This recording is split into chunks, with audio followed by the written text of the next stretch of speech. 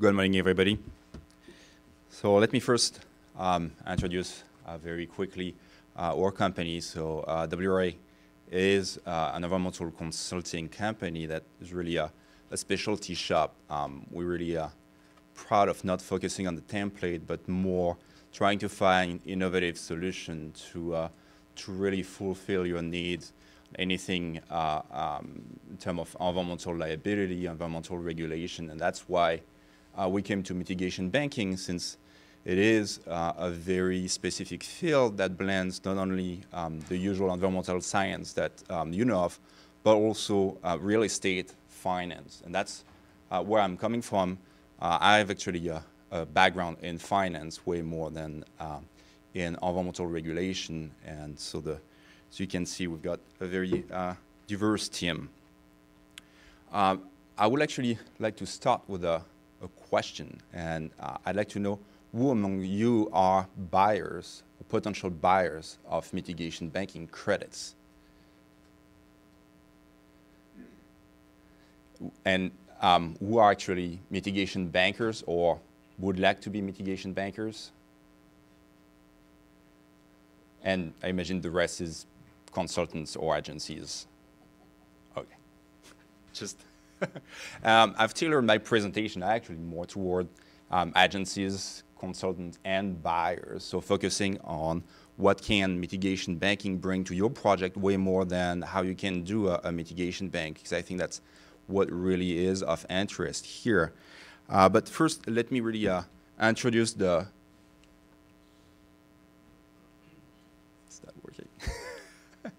the concept of mitigation banking in general. The idea of mitigation banking is, on one side, you've got a developer that has the need to fulfill some environmental obligation, an environmental liability. On the other side, you've got what we call a mitigation banker. He or she has a piece of land, restore it into a better environmental status than it was before, and for that is granted credits. And then those credits can be sold for a profit to the developer, and then what it creates is the environmental liability is extinguished on the developer side. So you can see it's a very simple way. You've got credits on one side, you match both, and you're pretty much done. So it's, for now, it has been mainly used for wetland, a little bit of tidal wetland, but mainly forested emergent wetlands, streams, and species. But it's definitely developing. And you've heard of the carbon market. I'm not going to talk about that here, but it's basically the same thing. And what's important for us, fish and eelgrass could be really the frontier. We already have some fish banks. We don't really have a commercial eelgrass bank, but my colleague Justin Simeon is going to talk to you more about that. So for that presentation, the focus is really wetland, stream, and species credits, since it's what is currently the most relevant. So first question is, well, when and why will I use mitigation banking credits? Well, what's great is basically whenever you need mitigation, you can use credits. I'm overgeneralizing a little bit, but that's the reality. You can use credit to fulfill your obligation under the 404 permit, the Clean Water Act, the 1602 Lake and Stream Bed Alteration Agreement, anything with the CISA, the Endangered Species Act. All that is can be fulfilled by credits. It is actually now even expanding, and some people are trying to push for CEQA and potentially so for CEQA. And why will you use banking credit instead of doing it yourself? For example, of just cutting a check to an annual fee fund. The first one is that since 2008, in general, mitigation banking credits have the preference. So it's just an easy way. They have the preference on over any other type of credit, of mitigation. So you will, if you go to the core, you will have to explain why you want to use credit instead of doing the work yourself, it is a preference. But the most important for you is probably certainty around cost and time. You exactly know how much you need to pay. You've got a bill of sale with the banker, you cut the check, you're done. In terms of timing, credits are available. You're not on the hook for some type of agency approval. It's right there, you purchase them, you're done. And probably the most important of all, there is a clear severance of liability. So once you've bought your credits and they are accepted, you're done. You can walk away. If the bank fails, it is not your responsibility. You won't have to put more money into the pot. If you're developing your own project as a turnkey and it fails, 5 years down the road, you may have to cut another check, and that will never happen with mitigation banking. So you don't have to carry that liability on your books. You're done.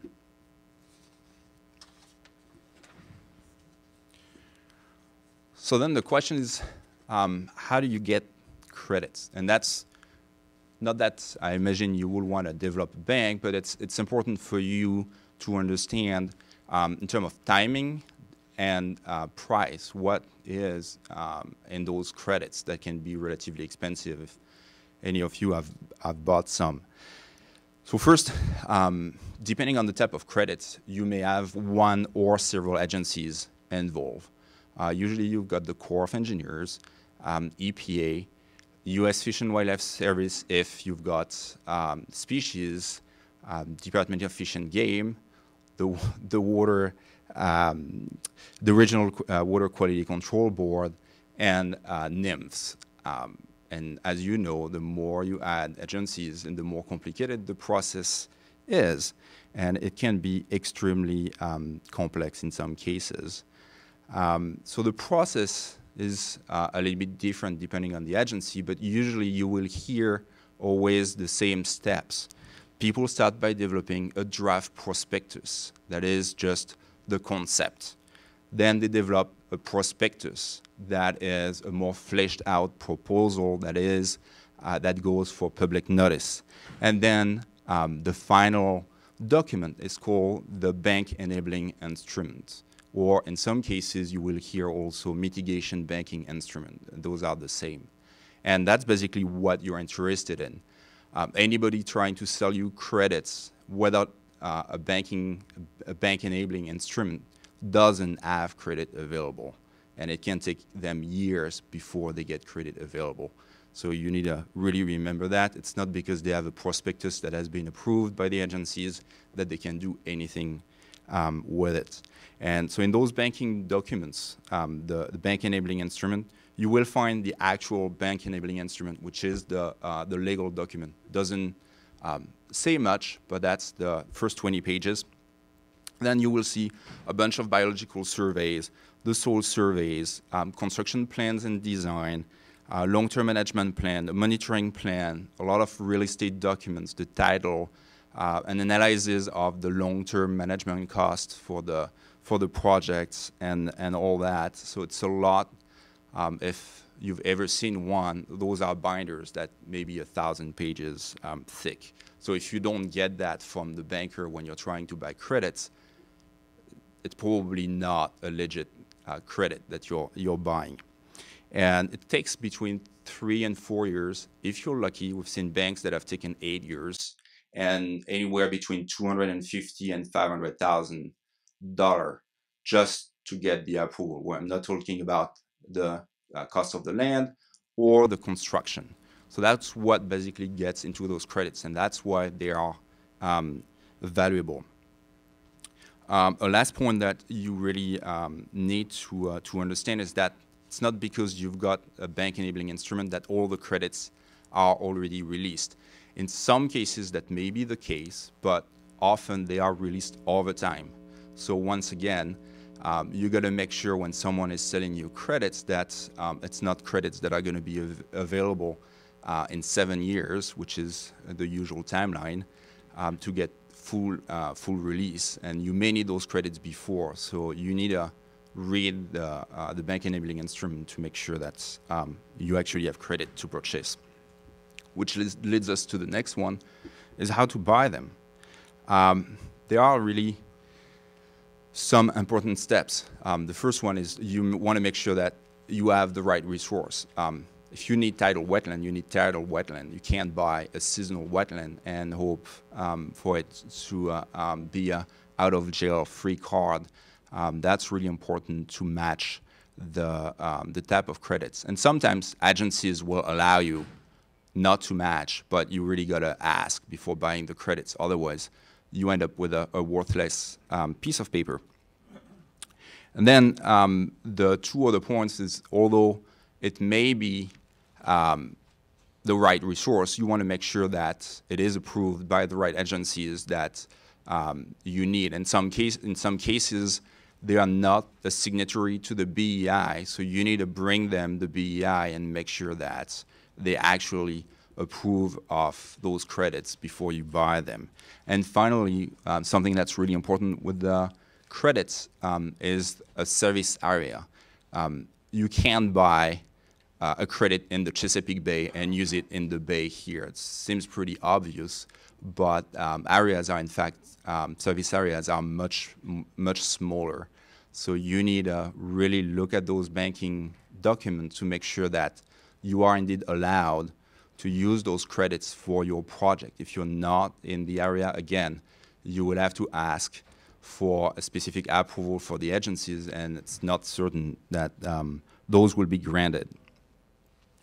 The issue of timing is very important. We've seen a lot of projects that were stopped because people thought they had credits, and there were indeed credits available in the bank, but by the time they wanted to buy those, they were not available anymore. So usually people write options, and I know it sounds like high finance, like working with options and all that, but that's really how people do it. Usually they just make sure that they will have those credits available for 6 months or a year, and engage with the banker very early and make sure they control those credits.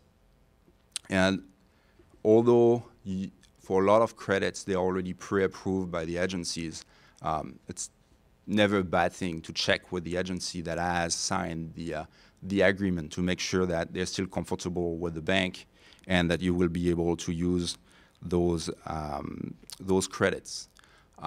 Question that we often have is, well, how do you determine the price? Because it can be pretty expensive. I mean, we've seen credits in the Bay Area go for $900,000 an acre.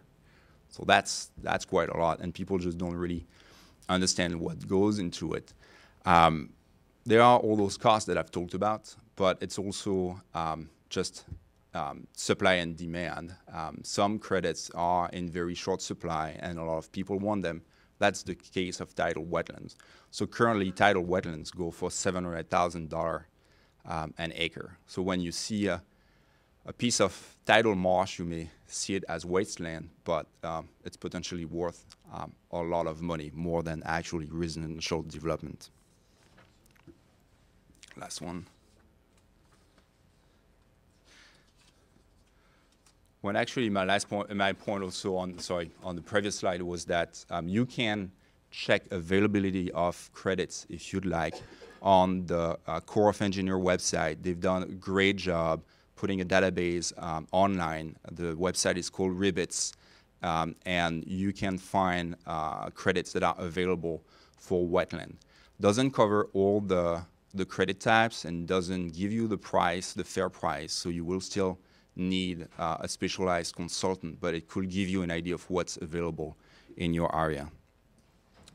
And then to conclude, actually going back to what I originally said, and that I will only target buyers, I'd like to challenge you a little bit here, and I think that we all look at mitigation first as really a cost center.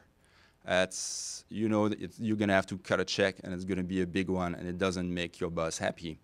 However, it doesn't have to be like that. And if you're planning really in advance your mitigation needs, you could be the one developing the mitigation bank on your land. I mean, as we've said, price for a tidal wetland credit is $700,000, if not more. that is a lot of money to develop your own bank. It's just that you need the time, you need a plan in advance. And what that will allow you to do if you develop the bank yourself, first, everybody in the Bay Area has excess land or wasteland. Recently, we visited with one of our clients, and I was reviewing the title, and we found like 70 acres of tidal wetland that they didn't know they had because nobody ever even bothered. It's not developable, so nobody's ever surveyed that piece. Well, $700,000 an acre, that's potentially a lot of money. That's here on the table. So that's the first thing. It's a way for you to monetize that land, get it off your balance sheet, sell it for a good price. The second is that you can actually bank those credits for yourself. Why do the work over and over? Get yourself a bank. You've got all your credits, and then you can use them all the time, so you don't have to do a project again and again. And that's really a cost-effective way because you can pull the mitigation budget for 5 projects into one. And then finally, I mean, you could just be making money out of it. And instead of a cost center, some of our clients are actually making quite a lot of money out of selling credits. Thank you very much. Ben, thank you. I have one question for you before you leave. The question is, who is the final approval for bank enabling instrument? Thank you. You can read it. I don't have glasses on. That's the question.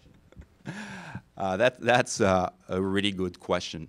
The final approval depends on the type of credits. So if you want wetland credits that are under the Clean Water Act, you will need to have the Corps as a signatory. If they don't sign on your bank enabling instrument, basically it's worthless. And that's going to be the same for each type of credit. So if you're targeting 1602, you need to have the Department of Fish and Game. And so it's not, as soon as one agency has signed the document, there are some credits that can be sold, but it's not necessarily the credits that you will need. So you need to have the right agency sign on the document.